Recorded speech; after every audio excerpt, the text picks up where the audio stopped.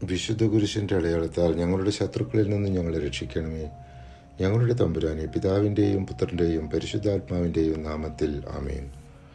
സുഭാഷിതങ്ങൾ 30-ാം അധ്യായം ആഗൂർ എന്ന ജ്ഞാനിയുടെ ആത്മപരിശോധനയുടെ വചനങ്ങളാണ്. ദൈവത്തിൻ്റെ മഹത്വം, മനുഷ്യൻ്റെ പരിധികൾ, സത്യവും ജ്ഞാനവും എന്നിവയെക്കുറിച്ചുള്ള ആഴമുള്ള ചിന്തകളാണ് ഇവിടെ പങ്കുവയ്ക്കുന്നത്.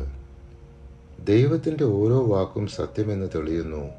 തന്നെ അഭയം പ്രാപിക്കുന്നവർക്ക് അവിടുന്ന് കവചമാണ്. സുഭാഷിതങ്ങൾ 30-ാം അധ്യായം 5-ാം തിരുവചനം. സുഭാഷിതങ്ങൾ 31-ാം അധ്യായം 2 ഭാഗങ്ങളായി വിഭജിക്കാം.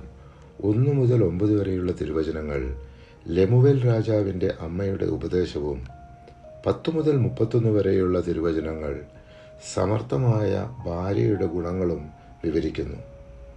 രാജാവ് തൻ്റെ ശക്തി സ്ത്രീകളോട് കളയരുതെന്നും അത് രാജ്യത്തെ നശിപ്പിക്കുമെന്നും ഉപദേശിക്കുന്നതോടൊപ്പം മദ്യപാനത്തിൽ ജാഗ്രത വേണമെന്നും വീഞ്ഞും മദ്യവും ഭരണാധികാരികൾക്ക് അനുയോജ്യമല്ലെന്നും അത് നീതിയുള്ള വിധികൾ മറക്കാനിടയാക്കുമെന്നും മുന്നറിയിപ്പ് നൽകുന്നു.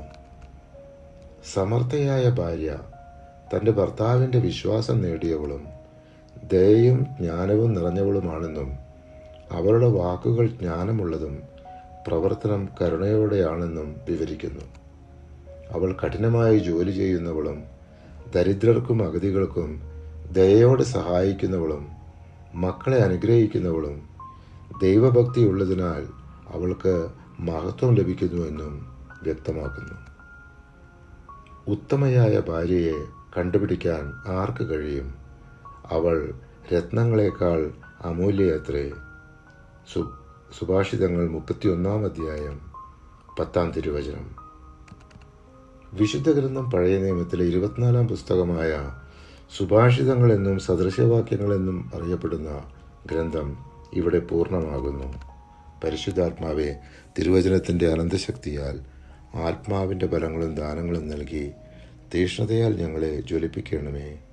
ആമേൻ.